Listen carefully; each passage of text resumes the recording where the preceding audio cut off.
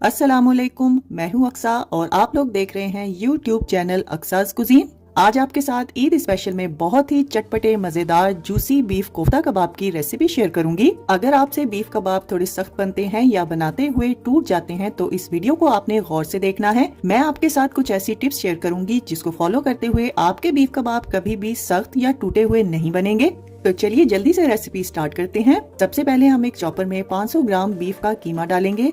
कीमे में 20% तक चर्बी का होना बहुत जरूरी है। अब हम इसमें 1 और 1/4 टीस्पून के बराबर नमक डालेंगे। 1.5 टेबलस्पून आपने इसमें लहसुन अदरक का पेस्ट भी डाल देना है। 1 टेबलस्पून कुटी हुई हरी मिर्चें भी इसमें शामिल करेंगे। 1 टेबलस्पून धनिया पाउडर भी इसमें डाल देंगे। आधा टेबलस्पून आपने इसमें कुटी हुई लाल मिर्चों का इस्तेमाल करना है। 1 टीस्पून गरम मसाला पाउडर और 1 टीस्पून जीरा पाउडर भी हम इसमें डाल देंगे। आधी टीस्पून हल्दी भी इसमें शामिल करेंगे। 2 टेबलस्पून हम इसमें फ्रेश लेमन का जूस भी डालेंगे। 2 से 3 टेबलस्पून आपने इसमें ब्रेड क्रम्स का इस्तेमाल करना है। एक मीडियम साइज की प्याज जिसका वजन 175 ग्राम तक होना चाहिए, चॉप करके इसका पानी निचोड़कर इसमें शामिल करेंगे और आधा कप के बराबर आपने इसमें बारीक कटा हुआ हरा धनिया भी डाल देना है। अब इन तमाम मसालों को कीमे के साथ अच्छी तरह से चॉप करेंगे। चॉप किए हुए कीमे को आपने खुले बर्तन में निकाल लेना है। बस ख्याल रखिएगा कि कीमा बहुत अच्छे से फाइन चॉप होना चाहिए। अब इसको कवर करके फ्रिज में 1 घंटे के लिए रख देंगे। 1 घंटे के बाद हम कोफ्ता कबाब तैयार करेंगे, जिसके लिए आपने अपने हाथों को पानी की मदद से अच्छी तरह से पहले गीला करना है। फिर थोड़ी सी मिकदार में कीमे का मिक्सचर लेंगे और इसको हाथों में दबाकर यकजान करेंगे। फिर एक छोटी सी बॉल की शेप देंगे। कबाब बनाने से पहले कीमे का ठंडा होना बहुत जरूरी है। बस इसी तरह से आपने तमाम कबाब तैयार कर लेने हैं। मैं जो रेसिपी आज आपके साथ शेयर कर रही हूँ, इससे आपके 22 से 23 कबाब आसानी से बनकर तैयार होंगे। अब एक पैन में हम 1 कप के बराबर तेल लेंगे और इसको मीडियम टू लो फ्लेम पर अच्छी तरह से प्रीहीट कर लेंगे और इसमें एक एक करके कबाब डालेंगे और कबाबों को भी आपने मीडियम टू लो फ्लेम पर ही फ्राई करना है। 3 मिनट के बाद जब कबाब अपनी शेप को होल्ड कर ले तब आपने इसको हिलाना है और इनकी साइड को चेंज करना है। बस ख्याल रखिएगा कि इन कबाबों को फ्राई करने के लिए थोड़ा ज्यादा तेल का ही इस्तेमाल करेंगे। 6 से 7 मिनट में ये कबाब बनकर तैयार हो जाएंगे, लेकिन अगर आप लोग इसको ओवर फ्राई कर देंगे तो ये सख्त हो जाएंगे। और अगर आप इनको फ्रीज करना चाहते हैं तो इनको फ्राई करने के बाद पहले अच्छी तरह से ठंडा करेंगे, फिर फ्रीजर में आप लोग इसको 1 माह तक स्टोर भी कर सकते हैं। कोफ्ता कबाब को मजीद सॉफ्ट बनाने के लिए अब हम एक पैन में उसी तेल में से 2 टेबलस्पून के बराबर तेल लेंगे और इसमें आधा टेबलस्पून आपने लहसुन अदरक का पेस्ट डालना है और इसको फ्राई करना है। अब एक मीडियम साइज के टमाटर का पेस्ट बनाकर आपने इसमें डाल देना है और 1/4 टीस्पून के बराबर इसमें नमक डालेंगे और आधी टीस्पून आपने इसमें गरम मसाला पाउडर भी डाल देना है और टमाटर का पानी ड्राई होने तक आप लोग इसको मीडियम टू लो फ्लेम पर फ्राई करेंगे। जब टमाटर अच्छी तरह से भुन जाए तब हम इसमें 1.5 टेबलस्पून से लेके 2 टेबलस्पून तक लेमन जूस डालेंगे और आधा कप से लेके 3/4 कप तक आप इसमें पानी डालेंगे और इसको मिक्स करते हुए ऑयल ऊपर आने तक के लिए पकाएंगे। अब जो कबाब हमने फ्राई करके रखे थे वो सारे के सारे आपने इसमें डाल देने हैं। अब इसको अलट पलट करते हुए कुछ देर के लिए पकाएंगे ताकि जो ग्रेवी हमने तैयार की थी वो अच्छी तरह से कबाबों पर लग जाए। और एक छोटे साइज की प्याज को चॉप करके इसमें डालेंगे और 2 बड़े साइज की हरी मिर्चें जो ज्यादा तीखी ना हो वो भी इसमें शामिल करेंगे और थोड़ा सा हरा धनिया डाल के इसको अच्छी तरह से मिक्स करते हुए 1 से 2 मिनट के लिए पकाएंगे। बस ख्याल रखिएगा कि जो ग्रेवी हमने तैयार की थी उसको आपने ड्राई नहीं करना। तो लीजिए तैयार है हमारे बहुत ही मजेदार सॉफ्ट टेंडर जूसी कोफ्ता कबाब की रेसिपी, जिसको मैंने बहुत ही बेसिक मसालों के साथ तैयार किया है। वीडियो में आप लोग देख सकते हैं कि कबाब हमारे बहुत ही सॉफ्ट और जूसी बनकर तैयार हुए हैं और ये ड्राई और सख्त बिल्कुल नहीं है। यहाँ पर आप लोग 1-2 बातों को नोट कर लीजिए कि कीमे के मिक्सचर में लेमन जूस का इस्तेमाल करने से ही कबाब सॉफ्ट बनकर तैयार होते हैं और ब्रेड क्रम्स का इस्तेमाल करने से आपके कबाब कभी भी टूटेंगे नहीं और ना ही ये श्रिंक होंगे। अगर आपके पास ब्रेड क्रम्स ना हो तो आप लोग 2 ब्रेड के स्लाइसिस का चूरा करके भी इसमें शामिल कर सकते हैं। इंशाल्लाह मुझे पूरी उम्मीद है कि आप सबको मेरी आज की ये रेसिपी भी बहुत ज्यादा पसंद आएगी। आने वाली ईद पर बस इस रेसिपी को एक बार मेरे कहने पर आप सबने जरूर ट्राई करना है और अपना फीडबैक मेरे साथ शेयर करना ना भूलिएगा। तो फ्रेंड्स, ट्राई समथिंग डिफरेंट। अपना बहुत सारा ख्याल रखिएगा, दुआओं में मुझे याद रखिएगा। अल्लाह हाफिज, अस्सलाम वालेकुम। आज आपके साथ काबली पुलाव की बहुत ही आसान और ऑथेंटिक रेसिपी शेयर करूंगी। पुलाव की इस रेसिपी में हम किसी भी मसाले का इस्तेमाल नहीं करेंगे और बिना मसालों के आप देखेंगे कि ये पुलाव कितना मजेदार और खुशबूदार बनके तैयार होगा।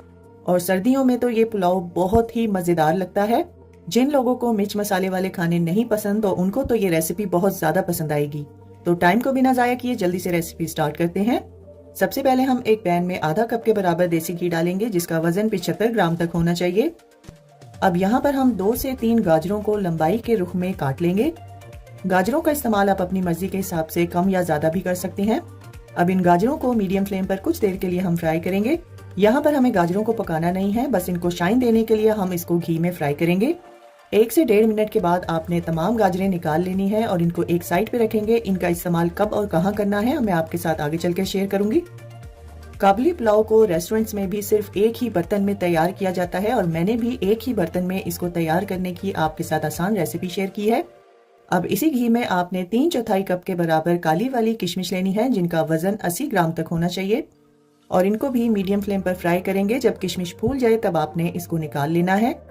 इस रेसिपी में आप किशमिश भी अपनी मर्जी के हिसाब से कम या ज्यादा कर सकते हैं। अब इस फ्राई की हुई किशमिश को भी एक साइड पे रखेंगे, इसका इस्तेमाल भी हम आगे चलकर करेंगे। अब इस घी में हम एक छोटे साइज की प्याज जिसका वजन 80 ग्राम तक होना चाहिए बारीक चॉप करके डालेंगे और प्याज को भी हम मीडियम फ्लेम पर फ्राई कर लेंगे। प्याज को बहुत ज्यादा गोल्डन ब्राउन नहीं करना, बल्कि हल्का सा गोल्डन ब्राउन करेंगे। अब इसमें हम 500 ग्राम के बराबर बीफ डालेंगे और बीफ की बोटियों को आप लोगों ने थोड़े बड़े साइज में कट करवाना है और कोशिश कीजिएगा कि इस गोश्त में थोड़ी बहुत हड्डी भी होनी चाहिए। अब गोश्त को हम फ्राई की हुई प्याज में डाल देंगे और इसको उतनी देर तक पकाएंगे जब तक इसका अपना पानी ड्राई ना हो जाए और इसका कलर चेंज ना हो जाए। यहाँ पर हम 1.5 टेबलस्पून के बराबर नमक डालेंगे। नमक आप अपने जायके के हिसाब से भी डाल सकते हैं। आधा टेबलस्पून हम इसमें साबुत जीरा डालेंगे, 1 अदद हम इसमें बड़ी इलायची डालेंगे और 4 अदद हम इसमें छोटी इलायची डालेंगे।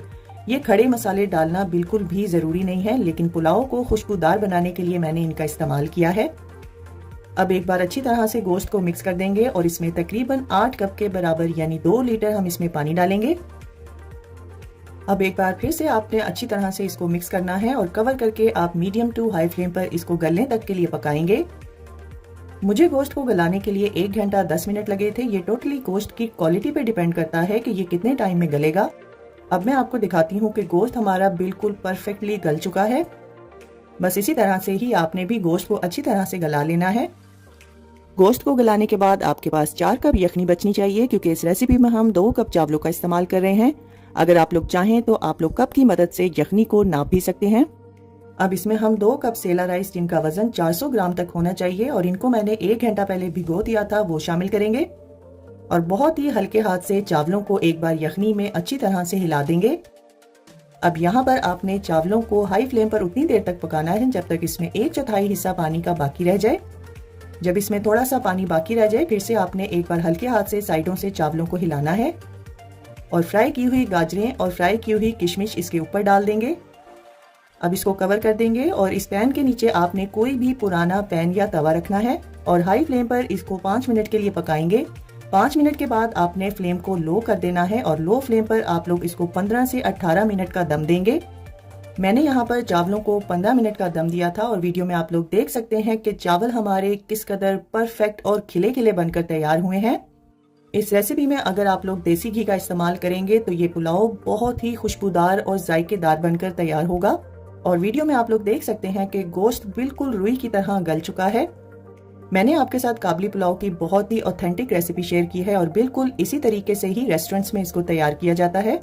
तो देखा आप लोगों ने कितनी आसानी से और सिर्फ नमक का इस्तेमाल करते हुए हमने खुशबूदार जायकेदार काबली पुलाव को कितने परफेक्ट तरीके से तैयार किया है। दावतों के लिए और मेहमानों को इम्प्रेस करने के लिए ये आइडियल रेसिपी है। अगर आपको आज की रेसिपी अच्छी लगी है तो वीडियो को ज्यादा से ज्यादा शेयर कर दीजिए और लाइक और कमेंट करना ना भूलिएगा। तो फ्रेंड्स, ट्राई समथिंग डिफरेंट। अपना बहुत सारा ख्याल रखिएगा, दुआओं में मुझे याद रखिएगा। अल्लाह हाफिज। अस्सलाम वालेकुम। आज आप लोगों के साथ हांडी कबाब, जिसको आप लोग हांडी दम कबाब की रेसिपी भी कह सकते हैं, इसकी बहुत ही आसान और बहुत ही परफेक्ट रेसिपी शेयर करूंगी।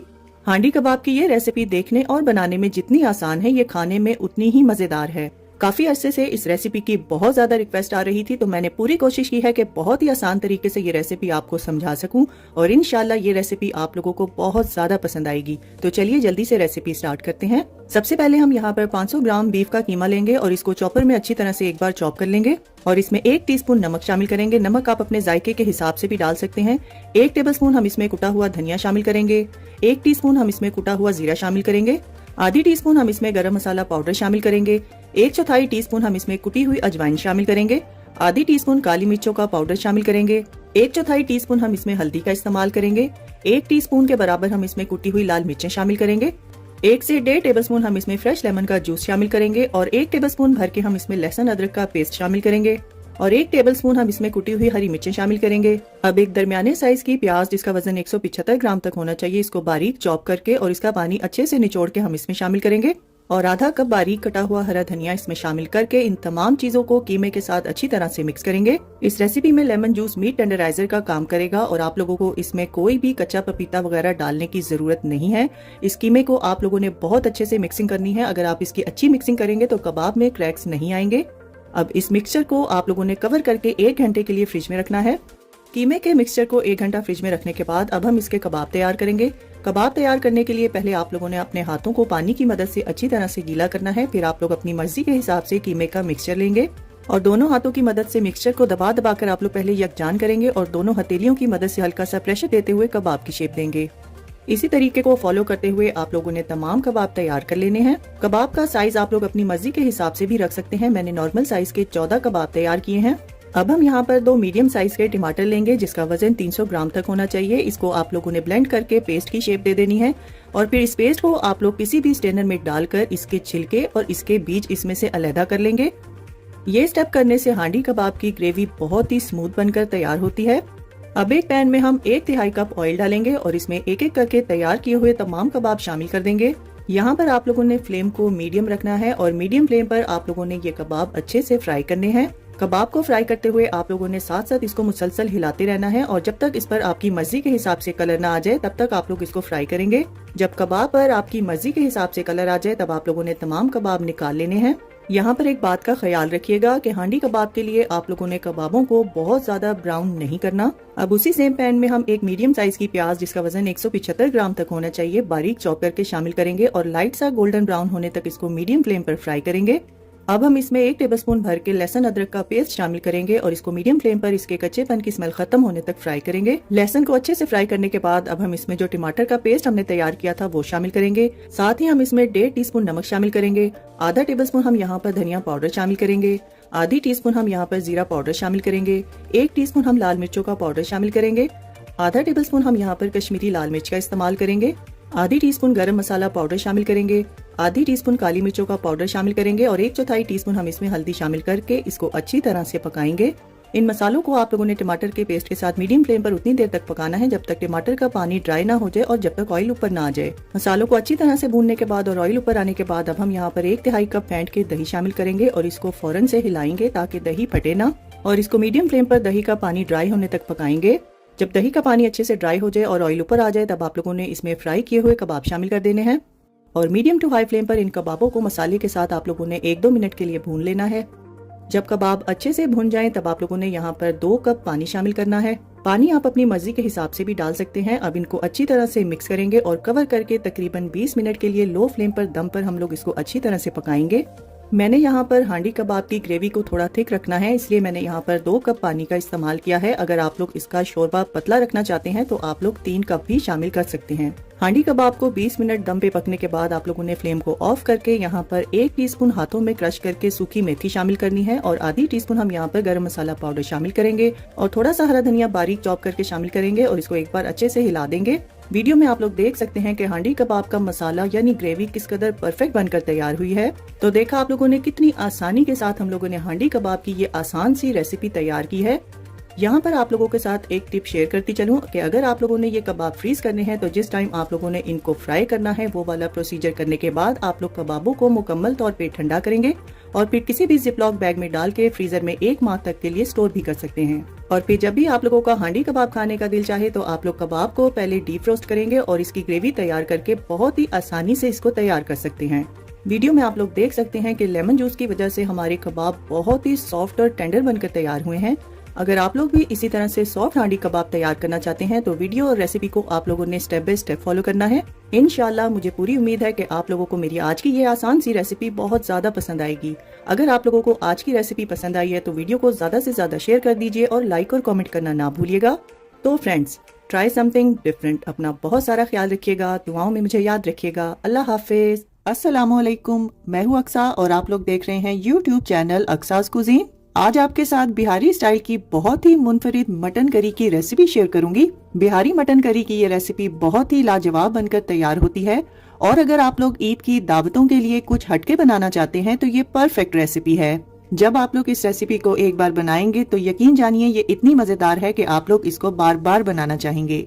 तो चलिए जल्दी से रेसिपी स्टार्ट करते हैं। सबसे पहले हम एक पैन में आधा कप के बराबर सरसों का तेल डालेंगे और इस तेल को मीडियम टू हाई फ्लेम पर उतनी देर तक गर्म करेंगे जब तक इसमें से धुआं न उठने लगे।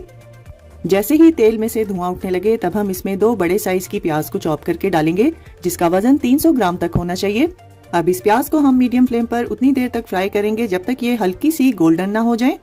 जैसे ही प्याज हल्की हल्की गोल्डन होने लगे तब हम इसमें 1 टीस्पून के बराबर साबुत जीरा डालेंगे और 1 ही टीस्पून के बराबर आपने इसमें साबुत काली मिर्चें डालनी है।